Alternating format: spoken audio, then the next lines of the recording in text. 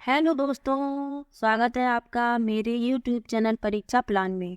आज की वीडियो में सामाजिक अध्ययन के उन प्रश्नों को हल करेंगे जो जुलाई 2013 वाले पेपर में आए थे।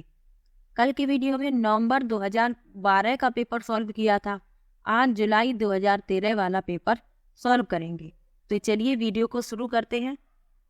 यदि आप चैनल पर नए हैं तो चैनल को सब्सक्राइब कर लीजिए।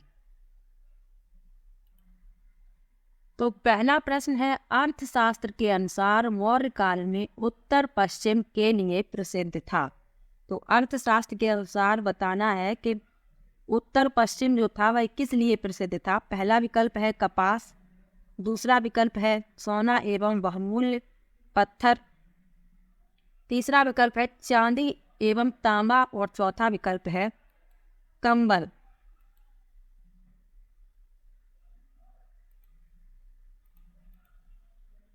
तो अर्थशास्त्र के अनुसार मौर्य काल में उत्तर पश्चिम कंबल के लिए प्रसिद्ध था। चौथा विकल्प इसमें सही है, ब्लैंकेट। अगला प्रश्न है, एम्फोरा एक था। पहला विकल्प है इटली का सिक्का, दूसरा विकल्प है लाल चमकदार बर्तन, तीसरा विकल्प है लंबा एवं दोनों हत्थे लगा जार और चौथा विकल्प है छिद्र युक्त बर्तन। Amphora was a. तो इसमें से बताना है कौन सा विकल्प सही है। तो इसमें तीसरा विकल्प सही है, लंबा एवं दोनों तरफ हत्थे लगा जार। टाल डबल हैंडल्ड जार, तीसरा विकल्प इसमें सही है। अगला प्रश्न है, रोमन साम्राज्य में काली मिर्च की इतनी मांग थी कि इसे के नाम से बुलाते थे। पहला विकल्प है काला जादू, दूसरा विकल्प है काला तावीज, तीसरा विकल्प है काला पत्थर और चौथा विकल्प है काला सोना। तो रोमन साम्राज्य में काली मिर्ची को काला सोना कहते थे। चौथा विकल्प इसमें सही है, ब्लैक गोल्ड। प्रश्न यही पूछ लिए जाते हैं घुमा फिराकर, तो इसलिए प्रीवियस ईयर के जितने भी पेपर हुए हैं सबको एक एक करके सॉल्व कराएंगे। बस आप लोग सपोर्ट करते रहेंगे। अगला प्रश्न है, रहट चरखे एवं आग्नेय अस्त्रों का आविष्कार में हुआ था। पहला विकल्प है प्राग ऐतिहासिक काल, दूसरा है प्राचीन काल, तीसरा है मध्यकाल और चौथा है आधुनिक काल। तो इसमें दूसरा विकल्प सही है, प्राचीन काल।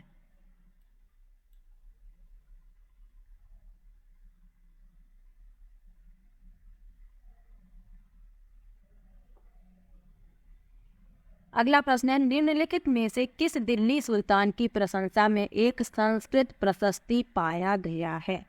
पहला विकल्प है इल्तुतमिश, दूसरा विकल्प है बलबन, तीसरा विकल्प है अलाउद्दीन खलजी और चौथा विकल्प है फिरोज तुगलक। तो इस प्रश्न में तीसरा विकल्प सही है, अलाउद्दीन खलजी।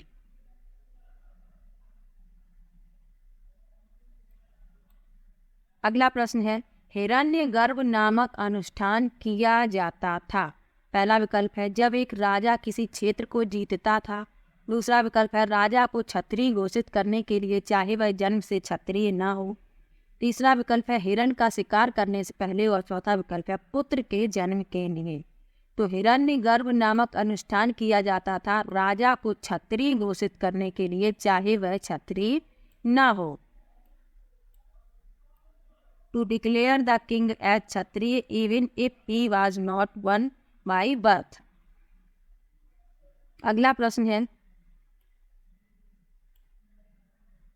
चोल काल में व्यापारियों के संघ को कहा जाता था। पहला विकल्प है ग्रामम, दूसरा विकल्प है श्रेणी, तीसरा विकल्प है नगरम और चौथा विकल्प है सभा। तो चोल काल में व्यापारियों के संघ को नगरम कहा जाता था। तीसरा विकल्प इसमें सही है। अगला प्रश्न है, नाथ साहित्य का संबंध है। पहला विकल्प है बंगाली से, दूसरा विकल्प है असमी से, तीसरा विकल्प है उड़िया से और चौथा विकल्प है मैथिली से। तो नाथ साहित्य का संबंध बंगाली से है। पहला विकल्प इसमें सही है। एनसीईआरटी की क्लास 6, क्लास 7, क्लास 8 की जो बुक है उन्हीं से ये प्रश्न पूछे जाते हैं और सारी बुक पढ़ा दी हैं। आप लोग प्लेलिस्ट देख सकते हैं। कंप्लीट हिस्ट्री और ज्योग्राफी की एनसीईआरटी की जितनी भी बुक हैं सारी पढ़ा दी हैं, 6 to 8 की जो बुक हैं। अगला प्रश्न है, खान अब्दुल गफ्फार खान ने उत्तर पश्चिमी सीमांत प्रांत में शक्तिशाली अहिंसक आंदोलन चलाया जिसे के रूप में जाना जाता है। पहला विकल्प है राम रहीम आंदोलन, दूसरा विकल्प है खिलाफत आंदोलन, तीसरा विकल्प है खुदाई खिदमतगार आंदोलन और चौथा विकल्प है पख्तून आंदोलन। तो इसमें तीसरा विकल्प सही है, खुदाई खिदमतगार आंदोलन।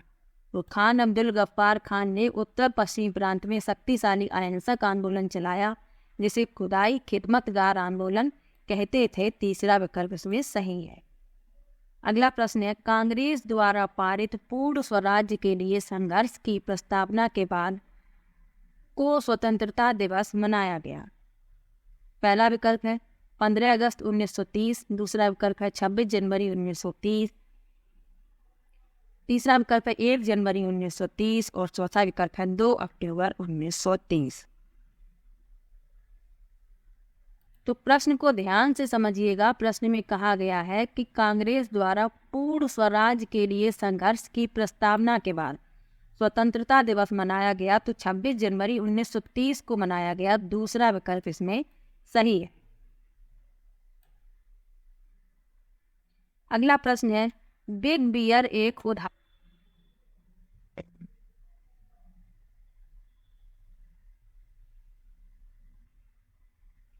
अगला प्रश्न है, बिग बियर एक उदाहरण है। पहला विकल्प है आकाशगंगा का, दूसरा विकल्प है नक्षत्र मंडल का, तीसरा विकल्प है तारा का और चौथा विकल्प है गैलेक्सी का।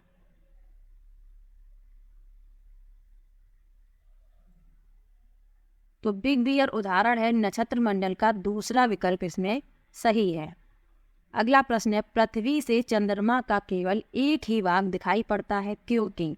पहला विकल्प है चंद्रमा का दूसरा भाग केवल दिन के समय पृथ्वी की ओर होता है, दूसरा विकल्प है चंद्रमा का दूसरा भाग केवल अमावस्या को पृथ्वी की ओर होता है, तीसरा विकल्प है चंद्रमा को पृथ्वी के चारों ओर चक्कर लगाने में तथा अपने अक्ष पर घूमने में समान समय लगता है और चौथा विकल्प है चंद्रमा को अपने अक्ष पर एक चक्कर लगाने में 1 प्रकाश वर्ष लगता है।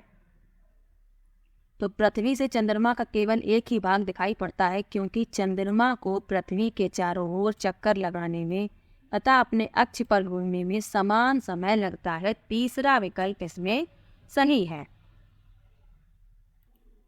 Time taken by the moon to move around the earth and to complete one spin is same. तीसरा विकल्प इसमें सही है। पृथ्वी अपने अक्ष पर घूमती है। पहला विकल्प है पश्चिम से पूरब की ओर, दूसरा विकल्प है उत्तर से दक्षिण की ओर, तीसरा विकल्प है पूरब से पश्चिम की ओर और चौथा विकल्प है दक्षिण से उत्तर की ओर। तो पृथ्वी अपने अक्ष पर घूमती है पश्चिम से पूर्व की ओर। पहला विकल्प इसमें सही है। Wrong, west to east.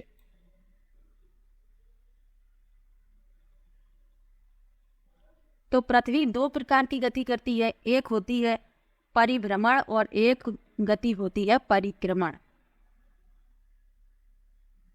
परिभ्रमण क्या है? अपने अक्ष पर घूमना परिभ्रमण है और सूर्य की परिक्रमा करना परिक्रमण है। इन दोनों बातों को याद रखिएगा। अगला प्रश्न है, जैसे जैसे हम पूर्वी गोलार्ध से पश्चिमी गोलार्ध की ओर जाते हैं, देशांतर रेखाओं का आकार।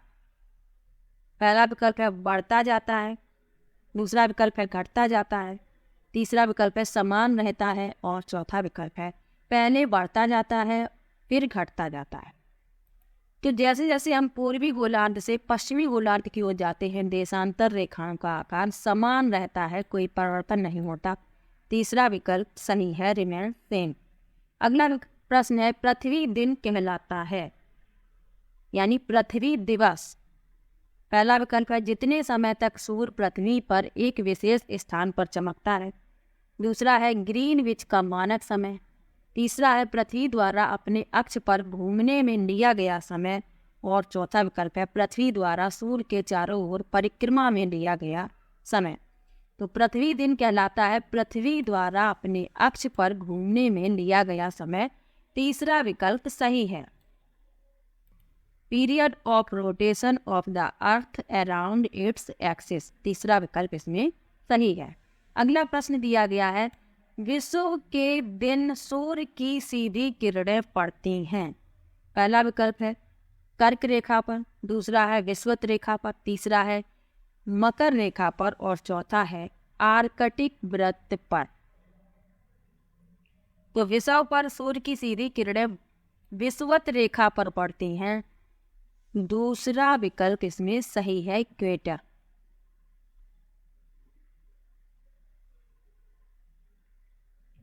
तो विषुवत रेखा को ही मध्य रेखा कहते हैं, ये भी याद रखिएगा। अगला प्रश्न है, अटलांटिक महासागर में अनेक पोताश्रय एवं पत्तन है क्योंकि। पहला विकल्प है संयुक्त राज्य अमेरिका एवं यूरोप के बीच भारी मात्रा में समुद्री व्यापार होता है। दूसरा विकल्प है अटलांटिक महासागर में मत्स्य उद्योग विकसित है। तीसरा विकल्प है अटलांटिक महासागर की तट रेखा अधिक दंतरित है और चौथा विकल्प है अटलांटिक महासागर की तट रेखा अधिक छिछली है। तो अटलांटिक महासागर में अनेक पोताश्रय एवं पत्तन है क्योंकि अटलांटिक महासागर की तट रेखा अधिक दंतरित है। तीसरा विकल्प इसमें सही है। अगला प्रश्न है, दुनिया की सबसे लंबी पर्वत श्रृंखला कौन सी है। पहला विकल्प है हिमालय, दूसरा विकल्प है रॉकी, तीसरा विकल्प है एंडीज और चौथा विकल्प है आल्प्स। तो प्रश्न पढ़िए, सबसे लंबी पर्वत श्रृंखला पूछी गई है तो वह एंडीज है। तीसरा विकल्प इसमें सही है।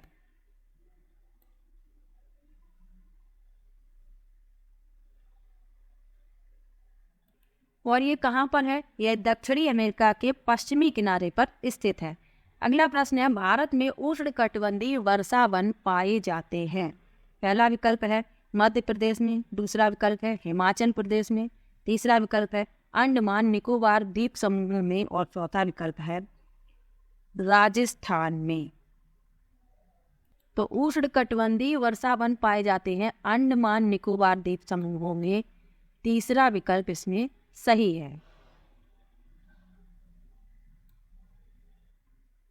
अगला प्रश्न है, लौटते मानसून के समय आर्द्र पवनें बहती हैं। पहला विकल्प है भूमि से समुद्र की ओर, दूसरा विकल्प है स्थल से समुद्र की ओर, तीसरा विकल्प है समुद्र से स्थल की ओर और चौथा विकल्प है पठार से मैदान की। तो लौटते मानसून के समय आर्द्र पवनें स्थल से समुद्र की ओर बहती हैं। दूसरा विकल्प इसमें सही है, लैंड टू सी। अगला प्रश्न है, निम्नलिखित में से किसे पृथ्वी के फेफड़े कहा जाता है। Which of the following is called lungs of the earth. पहला विकल्प है ब्राजील के उष्णकटिबंधीय सदाबहार वन, दूसरा विकल्प है मध्य अमेरिका के उष्णकटिबंधीय पर्णपाती वन, तीसरा विकल्प है चीन के शीतोष्ण सदाबहार वन और चौथा विकल्प है चिली के शीतोष्ण पर्णपाती वन। इसमें सही है tropical evergreen forest of Brazil. पहला विकल्प इसमें सही है। अगला प्रश्न है, विश्व का सबसे बड़ा नदी बेसिन कौन सा है। पहला विकल्प है गंगा नदी बेसिन, दूसरा विकल्प है नील नदी बेसिन, तीसरा विकल्प है मिसिसिपी नदी बेसिन और चौथा विकल्प है अमेजन नदी बेसिन।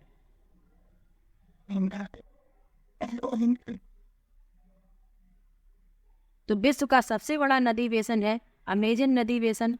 चौथा विकल्प इसमें सही है। मलोका क्या है, व्हाट इज मलोका। पहला विकल्प है एक जनजाति, दूसरा विकल्प है एक प्रकार का घर, तीसरा विकल्प है एक वन्य पशु और चौथा विकल्प है मलक्का का निवासी। तो मलोका जो है वह एक प्रकार का घर है। दूसरा विकल्प इसमें सही है, ए हाउस टाइप। यह कहाँ पाया जाता है, यह विशेष रूप से कोलंबिया और ब्राजील में पाया जाता है, ये बात याद रखिए। अगला प्रश्न है, संसाधनों का सतर्कता पूर्वक उपयोग करना तथा उन्हें नवीकरण के लिए समय देना कहलाता है। पहला विकल्प है संसाधन संरक्षण, दूसरा विकल्प है सतत पोषणीय विकास, तीसरा विकल्प है संसाधन प्रबंधन और चौथा विकल्प है विकास प्रबंधन। तो संसाधनों का सतर्कता पूर्वक उपयोग करना तथा उन्हें नवीकरण के लिए समय देना संसाधन संरक्षण कहलाता है। पहला विकल्प इसमें सही है। अगला प्रश्न है, रक्षक मेखला की एक विधि है। किसकी विधि है रक्षक मेखला? पहला विकल्प है जल संरक्षण की, दूसरा विकल्प है मृदा निर्माण, तीसरा विकल्प है बागवानी और चौथा विकल्प है मृदा संरक्षण। तो रक्षक मेखला मृदा संरक्षण की एक विधि है, चौथा विकल्प इसमें सही है। देश में स्थित भीमबेटका एक पुरा स्थल है। पहला विकल्प है पुरा पाषाणिक, दूसरा विकल्प है नवपाषाणिक, तीसरा विकल्प है महापाषाणिक और चौथा है सूक्ष्म पाषाणिक। तो मध्य प्रदेश में स्थित भीमबेटका पुरा पाषाणिक स्थल है, पहला विकल्प इसमें सही है।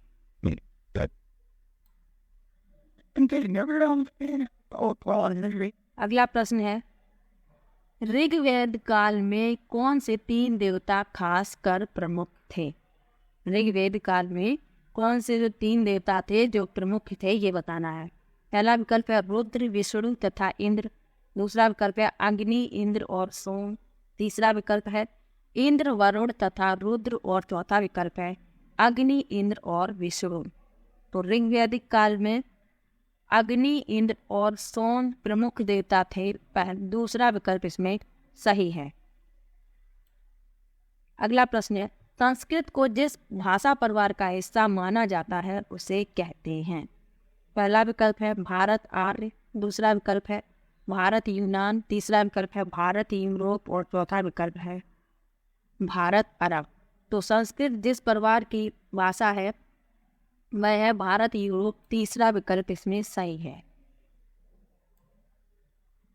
अगला प्रश्न है किस स्थान पर मृतक को प्रायः उत्तर की ओर सिर करके दफनाया जाता था? पहला विकल्प है इनाम गांव, दूसरा विकल्प है बुर्जहूम, तीसरा विकल्प है मेहरगढ़ और चौथा विकल्प है भीमबेटका। तो इस प्रश्न में पहला विकल्प सही है इनाम गांव। बुद्ध द्वारा लालसाओं व इच्छाओं की तृष्णा को निम्नलिखित में से क्या बताया गया? पहला विकल्प है पिपासा, दूसरा विकल्प है तृष्णा, तीसरा विकल्प है तन्हा और चौथा विकल्प है तीव्र इच्छा। तो बुद्ध ने लालसाओं व इच्छाओं की तृष्णा को तन्हा बताया गया है, तीसरा विकल्प इसमें सही है।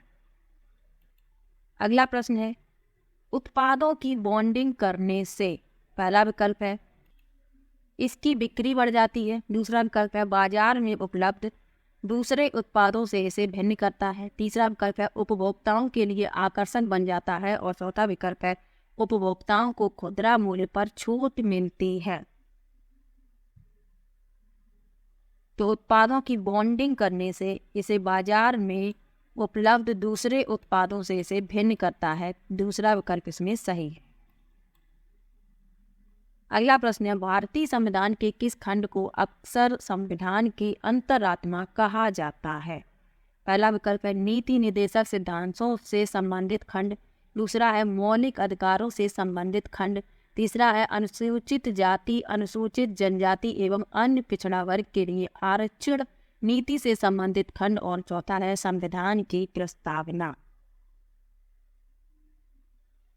तो मौलिक अधिकारों से संबंधित खंड को संविधान की अंतरात्मा कहा जाता है, दूसरा विकल्प इसमें सही।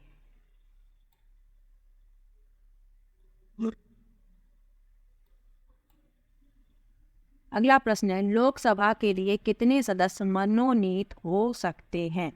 पहला विकल्प है 1 भी नहीं, दूसरा विकल्प है 2, तीसरा विकल्प है 4 और चौथा विकल्प है 12। तो लोकसभा के लिए तो इस प्रश्न में पहला विकल्प सही है, 1 भी नहीं। अगला प्रश्न है न्यायाधीश किसी मुकदमे पर निर्णय देता है? पहला विकल्प है दलीलों के आधार पर, दूसरा विकल्प है दिए गए शुल्क के आधार पर, तीसरा विकल्प है सबूतों के आधार पर और चौथा विकल्प है पुलिस तहकीकात के आधार पर। तो न्यायाधीश किसी मुकदमे पर निर्णय देता है सबूतों के आधार पर, तीसरा विकल्प इसमें सही है। अगला प्रश्न है निम्नलिखित में से किस पंथ पर आदिवासी प्रभाव परिलक्षित होता है? पहला विकल्प है वेंकटेश्वर पंथ, दूसरा विकल्प है जगन्नाथ पंथ, तीसरा विकल्प है विश्वनाथ पंथ और चौथा विकल्प है अमरनाथ पंथ। तो इस प्रश्न में दूसरा विकल्प सही है, जगन्नाथ पंथ। अगला प्रश्न है, दस्त, पेचिश, हैजा जैसी बीमारियों को रोका जा सकता है। पहला विकल्प है स्वास्थ्य शिक्षा के द्वारा, दूसरा विकल्प है बेहतर स्वास्थ्य सुविधाओं के द्वारा, तीसरा विकल्प है सुरक्षित पेयजल उपलब्ध कराकर और चौथा विकल्प है सस्ती दवाइयाँ उपलब्ध कराकर। तो दस्त, पेचिश, हैजा जैसी बीमारियों को सुरक्षित पेयजल उपलब्ध कराकर रोका जा सकता है। तीसरा विकल्प इसमें सही है।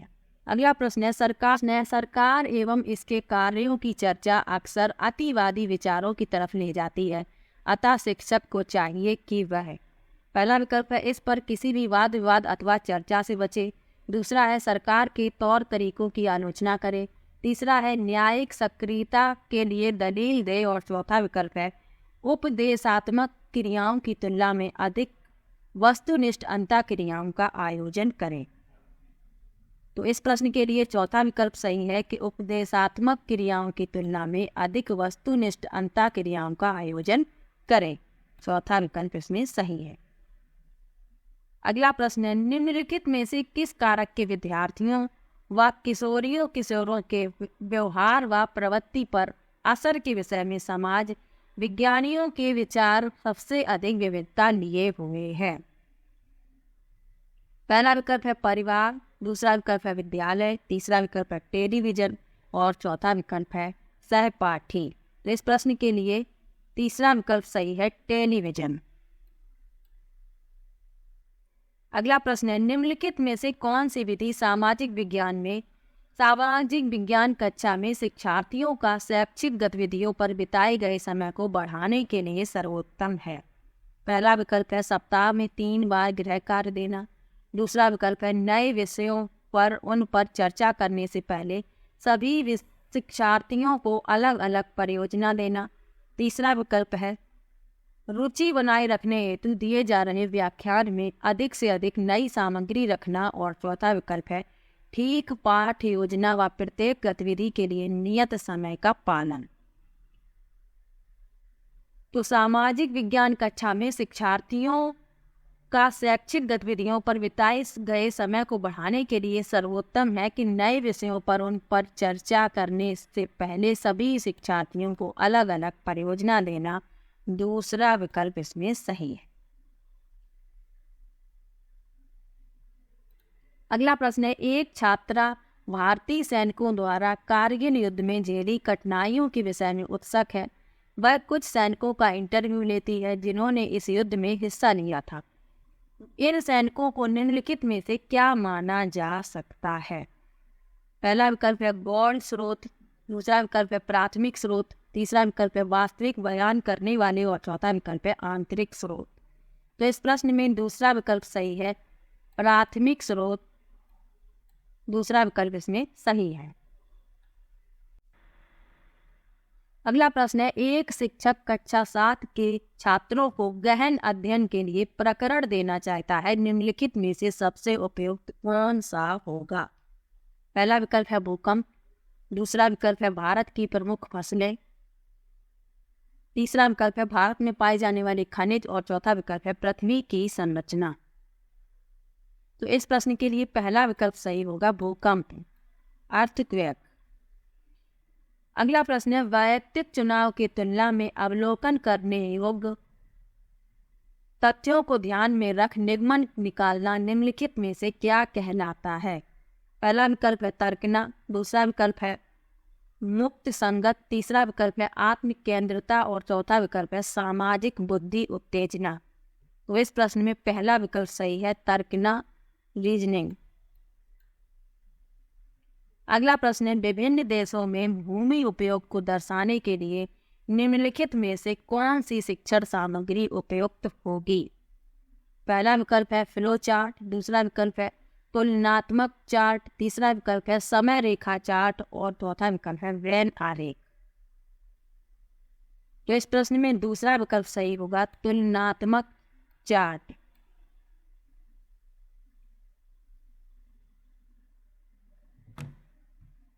अगला प्रश्न है, एक शिक्षक अपनी पाठ योजना में छात्र मौर्य वंश के पतन के कारणों को बता सकेंगे।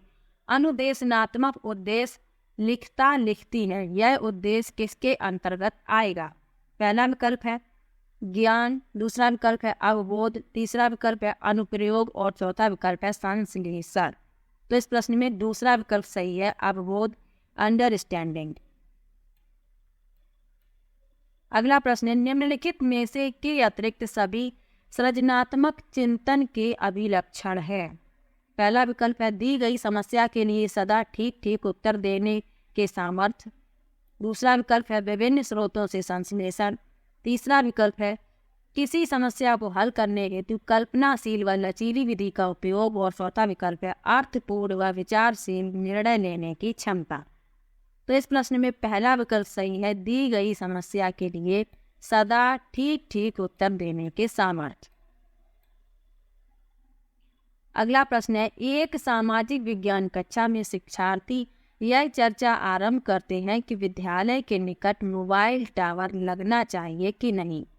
एक छात्रा कहती है कि टावर से निकलने वाला विकिरण छात्राओं को बीमार कर देगा, और एक और छात्रा कहती है कि उसने समाचारों में सुना है कि मोबाइल टावर मनुष्यों को बीमार नहीं करते। एक शिक्षिका के नाते आप पहला विकल्प है छात्राओं को स्थानीय प्रशासन के कार्यालय के बाहर धरना देने के लिए प्रोत्साहित करेंगी। दूसरा विकल्प है छात्राओं को इस स्थिति पर साक्ष्य एकत्रित करने के लिए अभिप्रेरित करेंगी जिससे वह स्थिति का वस्तुनिष्ठ आकलन कर सके। तीसरा विकल्प है इस विषय पर कक्षा में संरचनात्मक बहस का आयोजन करवाएंगी। और चौथा विकल्प है कक्षा में इस स्थिति को जानने के लिए पक्ष विपक्ष में चुनाव करवाएंगी। तो इस प्रश्न के लिए दूसरा विकल्प सही होगा कि छात्राओं को इस स्थिति पर साक्ष्य एकत्रित करने के लिए अभिप्रेरित करेंगी जिससे वह स्थिति का वस्तुनिष्ठ आकलन कर सके। अगला प्रश्न है, राष्ट्रीय पाठ्यचर्या प्रारूप 2005 के अनुसार उच्च प्राथमिक स्तर पर सामाजिक विज्ञान की विषय वस्तु निम्नलिखित में से किन विषय से ली जानी चाहिए। पहला विकल्प है इतिहास, नागरिक शास्त्र व भूगोल। दूसरा विकल्प है इतिहास, भूगोल, राजनीति शास्त्र व अर्थशास्त्र। तीसरा विकल्प है पर्यावरण विज्ञान, इतिहास, नागरिक शास्त्र व भूगोल। और चौथा विकल्प है आपदा प्रबंधन, इतिहास, राजनीति शास्त्र व मूल परक शिक्षा। तो इस प्रश्न के लिए दूसरा विकल्प सही है, इतिहास, भूगोल, राजनीति शास्त्र व अर्थशास्त्र। अगला प्रश्न है, निम्नलिखित में से किस संदर्भ में समय रेखा सबसे उपयुक्त होगा। पहला विकल्प है किसी राजवंश का सारांश प्रस्तुत करने में। दूसरा विकल्प है किसी शासक की उपलब्धियों की व्याख्या करने में। तीसरा विकल्प है दो राजवंशों की तुलना करने में। और चौथा विकल्प है प्राचीन भारत के शिक्षण में। तो इस प्रश्न के लिए तीसरा विकल्प सही होगा, दो राजवंशों की तुलना करने में।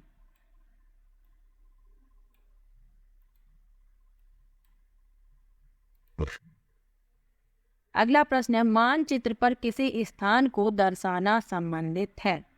पहला विकल्प है ज्ञान से, दूसरा विकल्प है समझ से, तीसरा विकल्प है अनुप्रयोग से और चौथा विकल्प है कौशल से। तो मानचित्र पर किसी स्थान को दर्शाना कौशल से संबंधित है, चौथा विकल्प इसमें सही है इसके।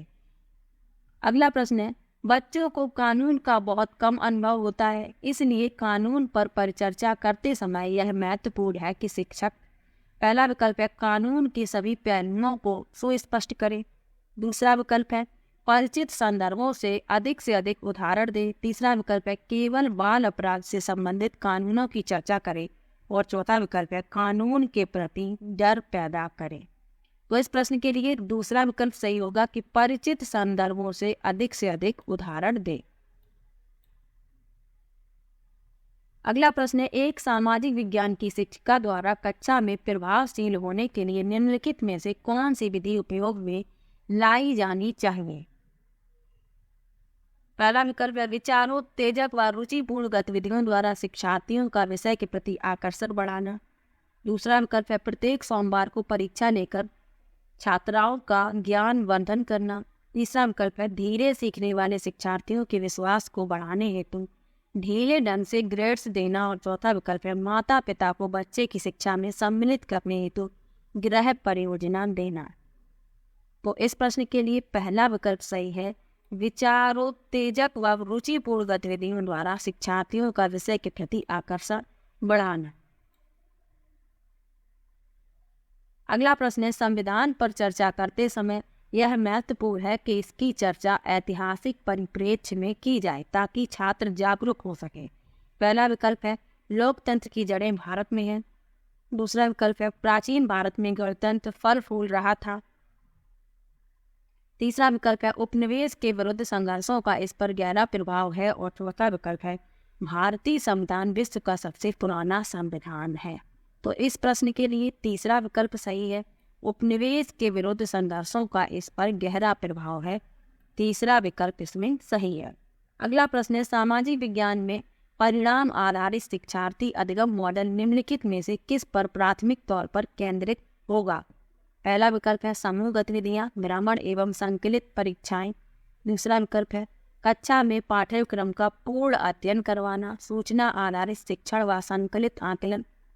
तीसरा विकल्प है, अधिगम उद्देश्य, अधिगम गतिविधियां, रचनात्मक व संकलित आकलन। और चौथा विकल्प है, शिक्षा उद्देश्य, नई शिक्षण पद्धतियां, बोर्ड परीक्षा।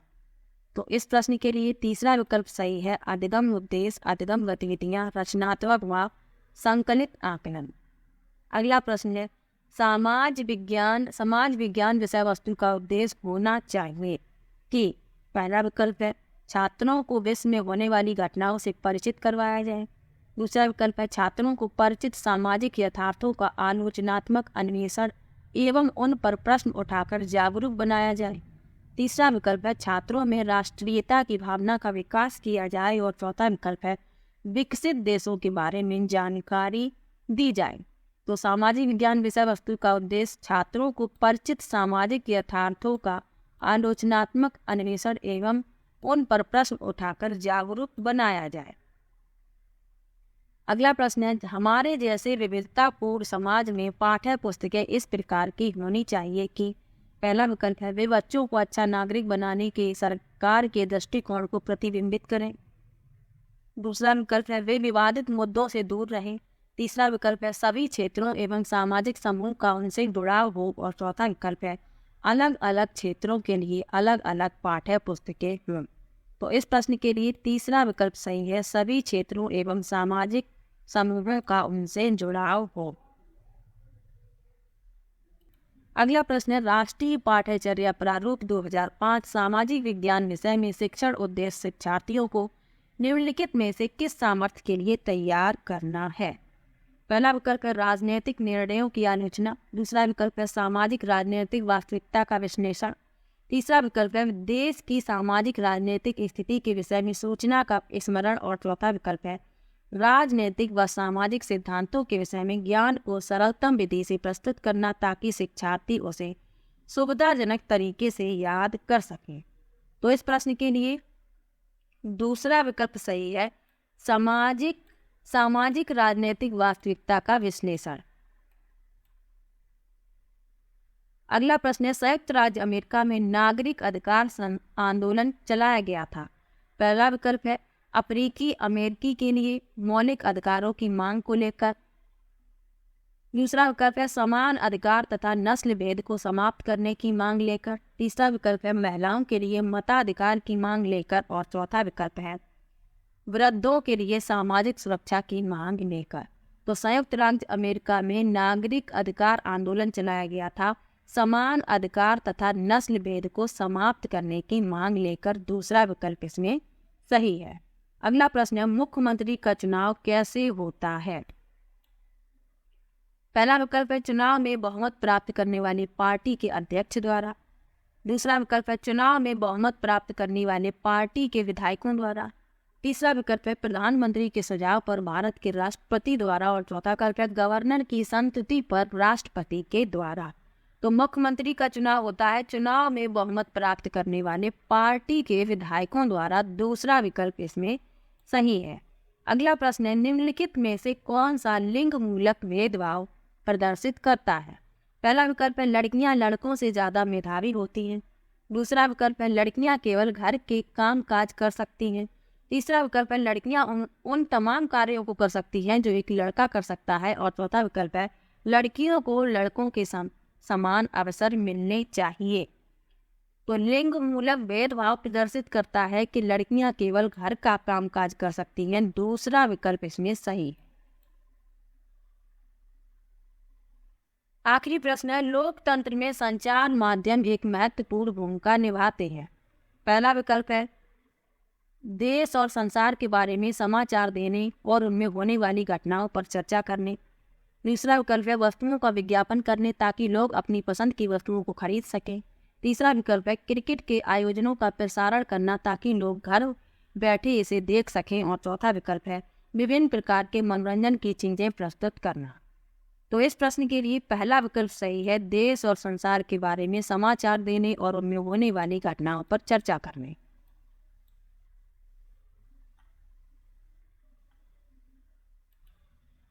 तो आज की वीडियो में जुलाई 2013 में जो पेपर हुआ था उसको सॉल्व किया है। डेली एक प्रीवियस ईयर का पेपर सॉल्व करेंगे। तो वीडियो कैसा लगा कमेंट बॉक्स में जरूर बताइएगा। वीडियो को लाइक, चैनल को सब्सक्राइब करना मत भूलिएगा। मिलते हैं एक और नई वीडियो के साथ, तब तक के लिए बाय बाय।